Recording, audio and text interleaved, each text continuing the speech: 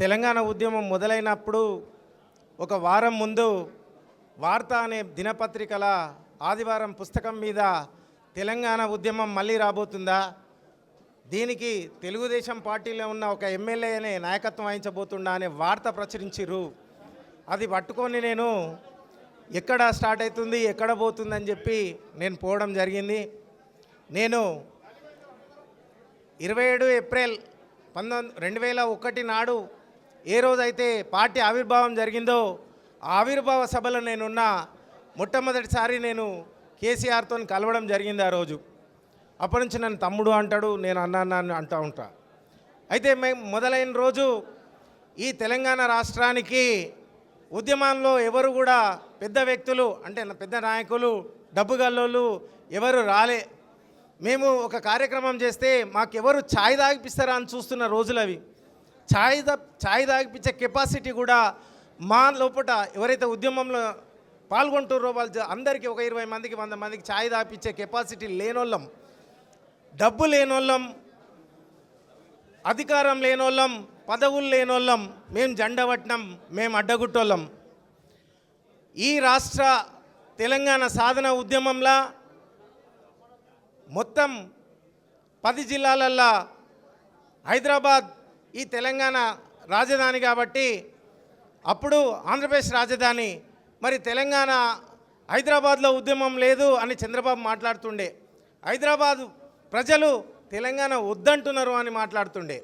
ఆ క్రమంలో ఎక్కడ ఏ మీటింగ్ జరిగినా మా పేదోళ్ళు, తిండికి లేనోళ్ళు, డబ్బు లేనోళ్ళు, కట్టుకునే బట్టలు కూడా కొత్త కొత్తవి గొప్ప గొప్పవి లేని మా ఆడబిడ్డలు మేము చందాలేసుకొని రేషన్ బియ్యం ఒక్క దగ్గర జమ చేసుకొని ఒక కోమటైనా ఇంకెవరినైనా చింతపండు మంచి నూనె అడుక్కొని పులిహోర చేసుకొని పొట్లాలు కట్టుకొని కార్యక్రమాలకు హాజరైన డీసీఎంలల్లో కార్లు లేవు, మాకెవరు కార్లు ఇవ్వలే, నీళ్ళ ప్యాకెట్లకు కూడా మా దగ్గర పైసలు లేవు. కానీ తెలంగాణ రాష్ట్రం వచ్చిన తర్వాత తెలంగాణ మనమే ముఖ్యమంత్రి అయినప్పుడు మన ప్రభుత్వం ఉన్నప్పుడు మేము గేట్ల కాడున్నాం, మా అడ్డగుట్టోళ్ళం గేట్ల కాడున్నాం, లోపలికి పోయే పరిస్థితి లేదు. ఈరోజు మా సీనన్న చెప్పిండు, ఎంతో ధైర్యం వచ్చింది. నిజంగా సీనన్న చెప్పిన మాటలు ఇంప్లిమెంట్ అయితే మాకంటే ఎక్కువ సంతోషపడేటోళ్ళు ఎవ్వరం లేము. అన్న సీనన్న నీకు ధన్యవాదాలు. సభాముఖంగా మీరు ఇటువంటి మాట చెప్పినందుకు నేను చాలా సంతోషంగా ఫీల్ అవుతున్నా. దీక్షా దివస్ అందరు చెప్పారు, అన్న చెప్పిండు, అందరు చెప్పిండ్రు. దాని గురించి మీకు అందరికీ తెలుసు, అనేక పత్రికలు కూడా రాస్తుంటాయి. నేను ఈ 2 మాటలు ఎందుకు చెప్తున్నా అంటే అందరు పెద్దలు ఇంకా మిగతా విషయాలు చెప్తారు. నేను డే 1 నుంచి ఈరోజు వరకు ఉన్నా కాబట్టి నేను కొన్ని విషయాలే 2-3 ముచ్చట్లే చెప్తా. ఒకటి, 2001 ఏప్రిల్ 30 తారీఖు నాడు నేను అన్న ఇంటికి నందినగర్లో పోయినా. పొద్దున పోతే 6 గంటలకు 6:30 వరకే నేను అన్న దగ్గర ఉంటుండే, రాత్రి 2 గంటలకు నేను ఇంటికి పోతుండే. నేను పొద్దున అన్నింటికి పోతే ఆ రోజు కార్యక్రమాలు అవి ఇవి తిరిగేసి వచ్చాం. సాయంత్రం అయింది, అందరం ముంగట కూర్చున్నాం. నాయన నరసింహారెడ్డి అప్పటిన్న రాష్ట్ర నాయకులు అందరు కూర్చున్నారు. నేను చిన్న పోరన్నప్పుడు జీన్స్ ప్యాంట్లు అవి వేసుకుంటుంటే 30 ఏళ్ళు ఉండే. నేను కూర్చుంటే అన్న నాకు ఒక ఇదన్నా అంటే ఏం తమ్మి చెప్పన్నాడు కేసీఆర్ గారు.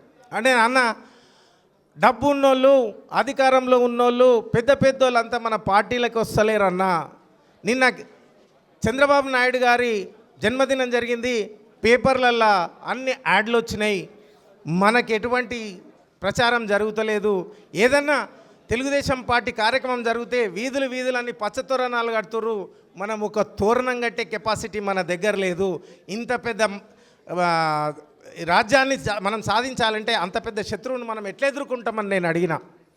నన్ను నాకు అన్న చెప్పిండు, అన్న తమ్మిక రా అన్నాడు.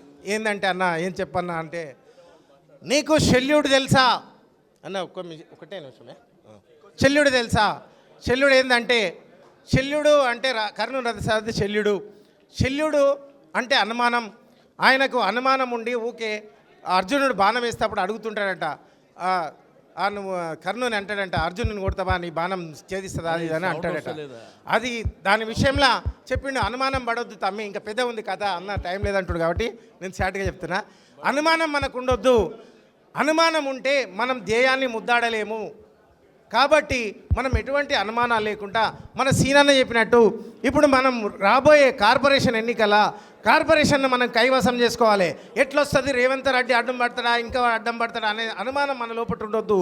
మనం రేపు సీనన్న చెప్పినట్టు మనం ఈ మన మున్సిపాలిటీని మనం సాధిస్తున్నాం, మనం కార్పొరేటర్లను గెలుస్తున్నాం, మేయర్ మనమే ఉంటాం అని తెలియజేస్తూ